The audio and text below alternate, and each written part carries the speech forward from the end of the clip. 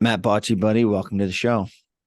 Good to be back. Thanks for having me, Charlie. Yeah, man. I record the student podcast and I bring friends, fellow speakers, ideas, topics that are relevant to students' lives. And when I say students, mainly this is targeted toward middle and high school.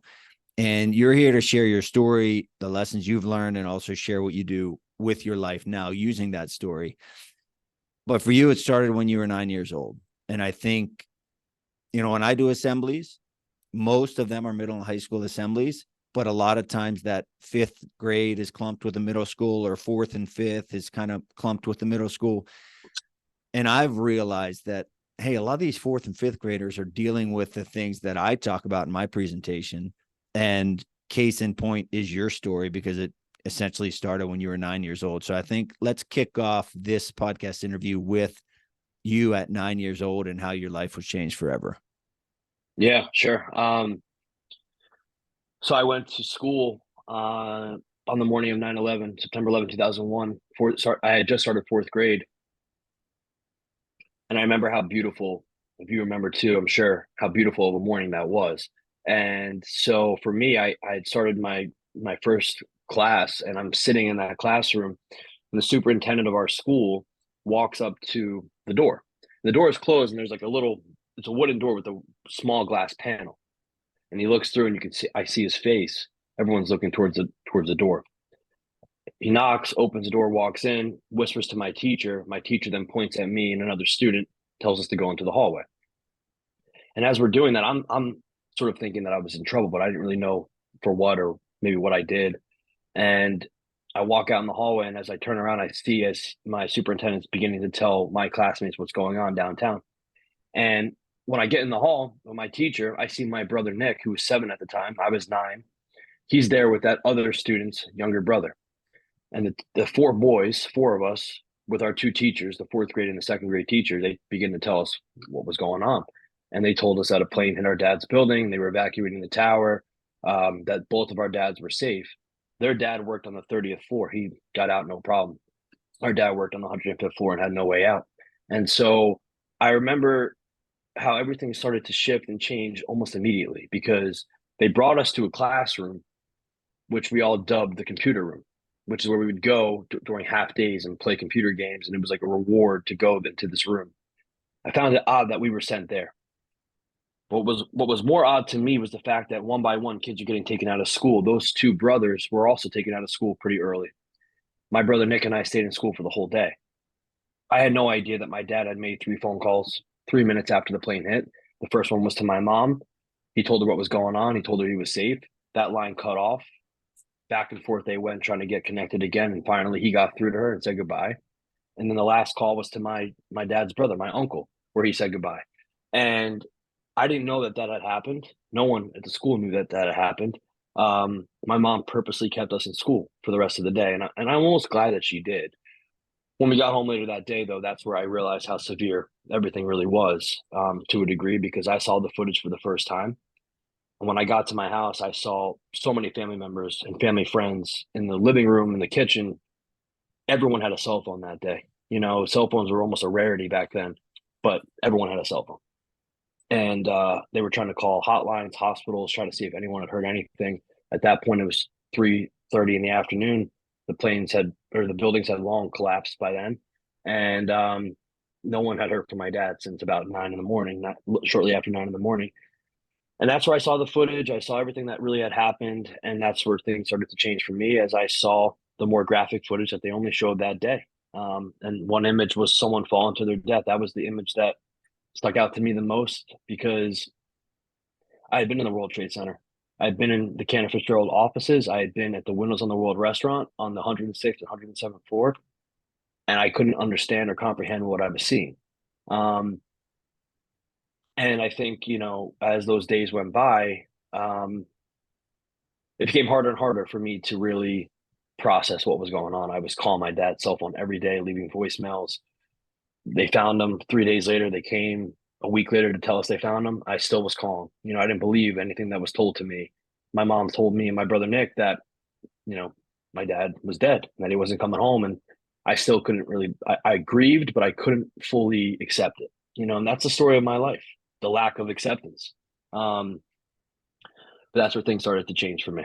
Yeah. And so, you and I talk about 9/11, and you were younger. I don't know how many years older than you, but a decent amount older than you. I certainly remember it. I was in college at that time. And a lot of students growing up today, they hear 9/11. They know every year we not celebrate, but we Yeah. commemorate 9/11.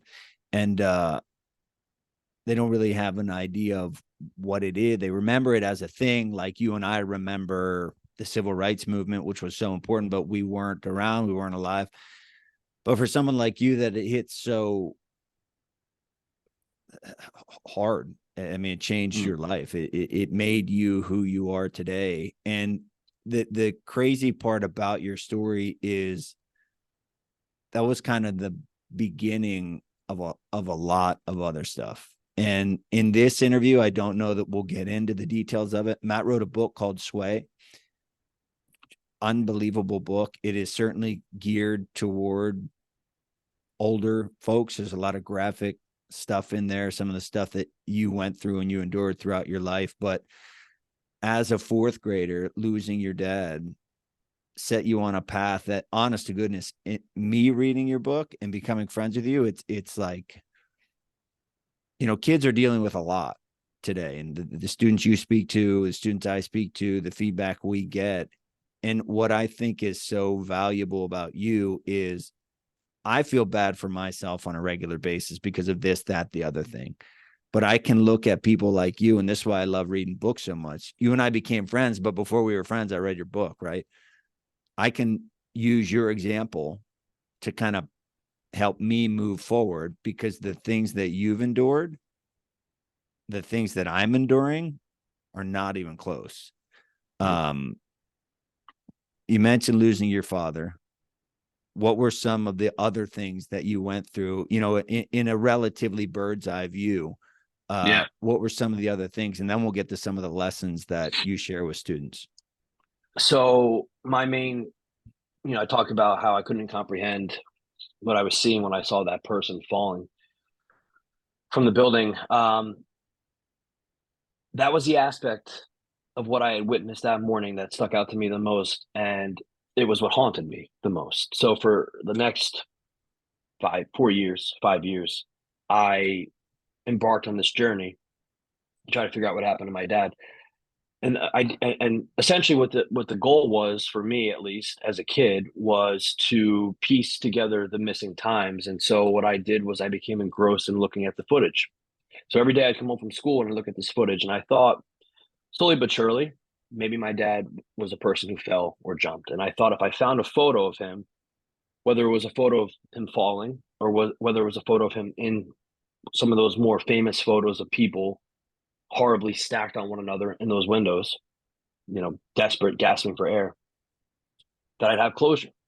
So I asked my mom and my uncle, my dad's brother, what they thought happened, and they didn't want to talk about it anymore. And then I had someone who stepped into my life who wanted to talk about it, and all he did was lie to me and tell me that my dad jumped when I found out years later he didn't.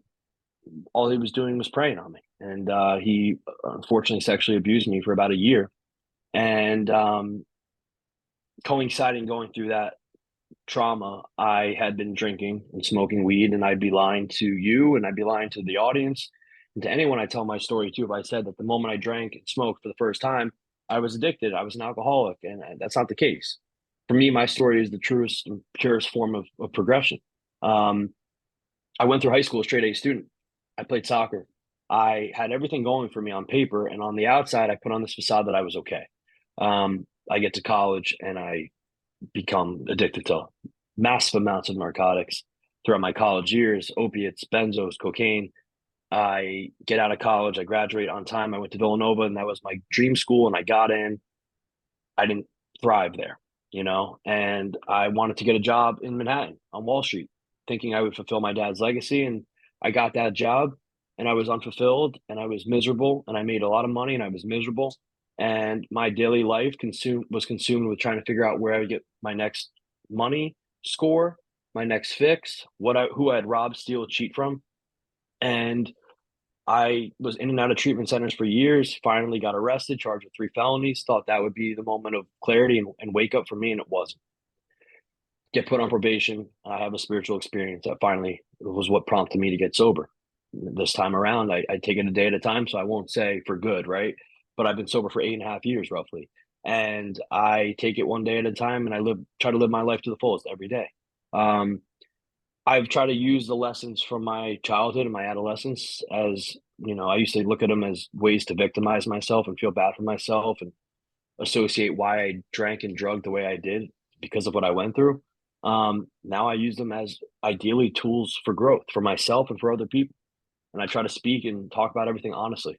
Yeah. So that's such a huge concept. So, middle schoolers and high schoolers, they have their own challenges, right? Whatever it is, you name it, peer pressure, relationships, academic, future pressures, home life, so many different things. And it's so easy to fall into a trap of being a victim. Like, I can't do this. Why me? Everything's wrong. Everything's bad. Everyone hates me. And then be led to drugs and alcohol and all these other things that take you off course in life.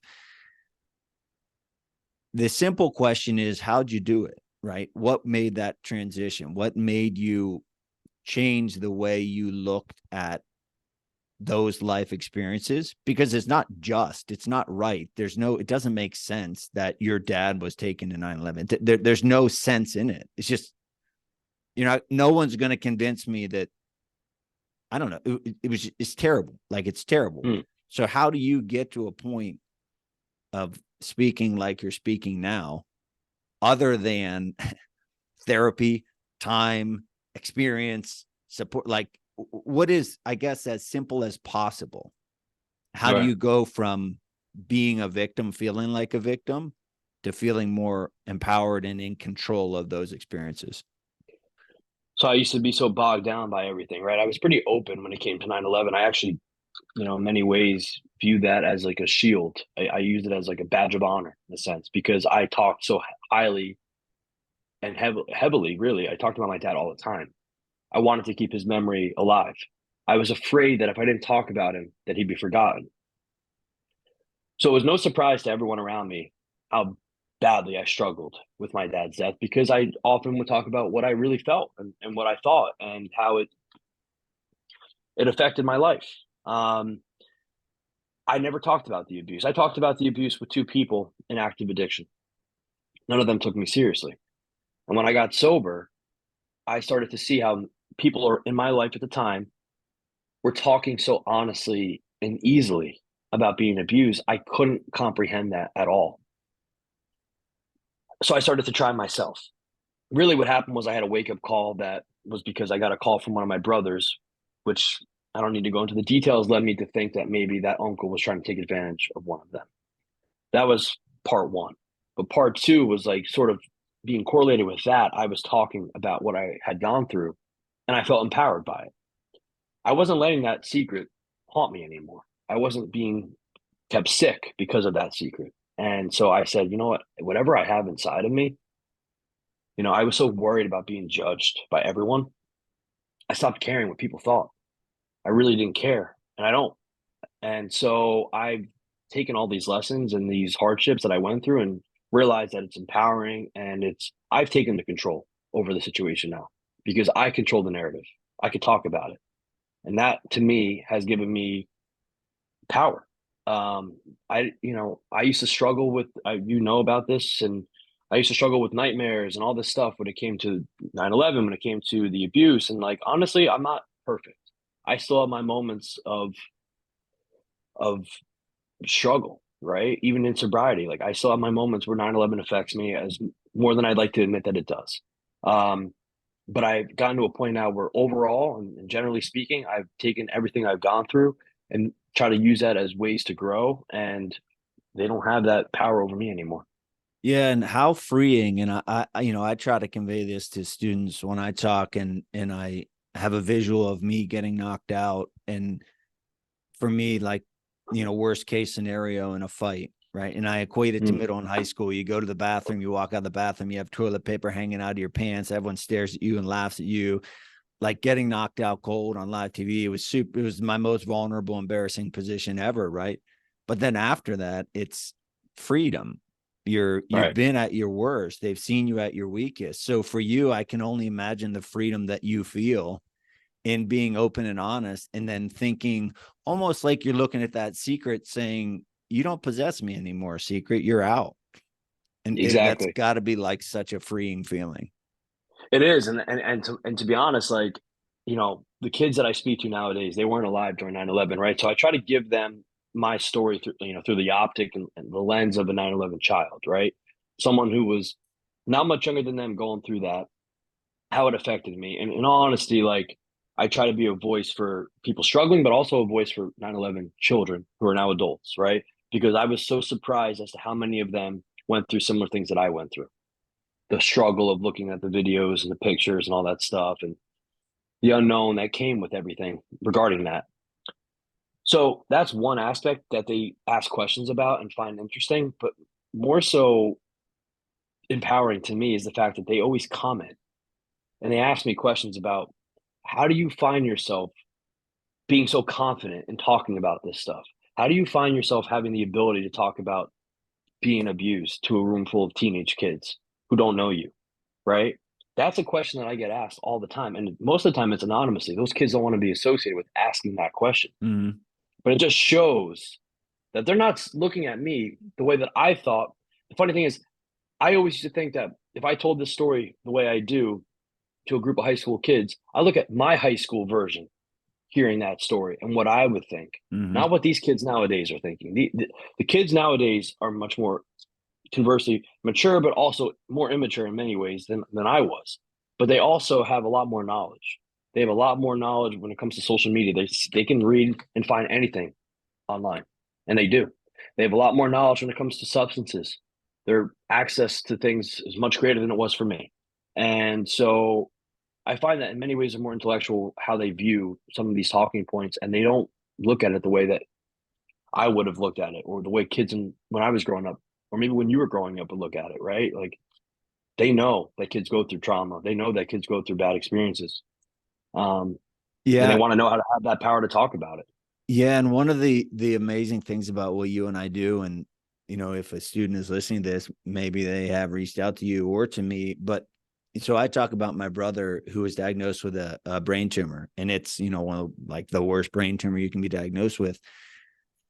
And I didn't always include that in my presentation. And then when I started, the amount of students who say, oh, my mom died of a glioblastoma, or my grandma's going through that, or my this, or my that, or my little brother, or my little sister, we lost my little brother. And it's like, it blows your mind as a grown up to realize, man, these kids are going through this stuff. And you and I see it on a regular basis because we're in schools. Right.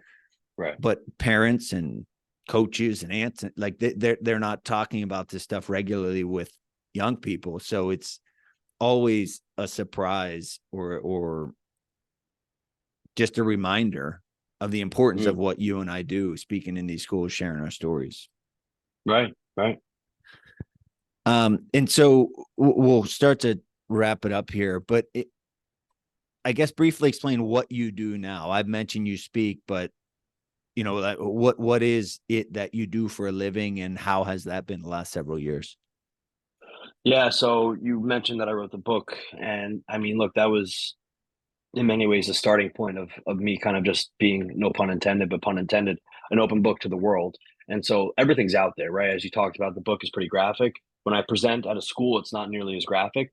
Um, for me, in writing that stuff the way I did, I had an editor who told me that I needed to be more specific. So then I got really specific. And every single time I wrote more and more and more and more from the heart and from my deepest subconscious, I felt free. So I put it all out there, right? I've been able to shift and fully speak now for a living. I primarily speak at high schools, middle schools too. It depends on the school if they're open to hearing my type of message. I think for me, a school will view my story as a drug prevention story, a drug and alcohol talk, a substance abuse talk. To me, it's much greater than that. It's not a 9/11 talk. It's not a trauma talk. Could be. It's not a drug and alcohol talk. It's all encompassing. And I think that for many of the kids, it's to be able to have that power to open up. It's to tap into that resilience that we all have. And I just want to make an impact on one kid every time I talk, because I think that kids are struggling, and I know kids are struggling at a much greater level. They also have a lot more at their hands and in their toolkit that they can utilize and get help that they need at a much earlier age. I often say to kids, people will hear, it's never too late. It's never too late to get help. It's never too late to speak up. To me, it's never too early to speak up. It's never too early to get help. Kids are looking around, they're seeing their friends, they're losing their friends to addiction, they're losing their friends to substance abuse, but they're also losing their friends along the way. And that's what they're not wanting to have that ability or finding that ability to speak up. And that's what I try to give kids now. You see your friend who's vaping, who's, smoking some sort of nicotine product, who's smoking weed in the bathroom, and you're not holding them accountable. In many ways, it falls onto you too. And so I want kids to realize that they can help each other by helping themselves too. And again, like, I try to be as honest and raw as possible when I tell my story. I want kids to know that it's okay to struggle and that I understand that pain, but it's okay to raise your hand and say, I need some help. Yeah, man, I think taking what you've experienced and doing what you're doing, I don't know there's a better example of it. And every time I rehear your story, I'm blown away by it. His book Sway is an unbelievable book. You're doing an awesome thing, man, and I appreciate the fact that we've become friends. In terms of social media and or website for students and or schools to book you, what is that information? My social media pages are all the same. It's Matty Botch, MattyBoch. My website is just my full name, MatthewJohnBocchi.com. Everything's accessible through there. If a school is interested, that's the place to go. You can contact me there and we can talk. Sweet. Thanks so much for being here, Matt. Thanks for having me again.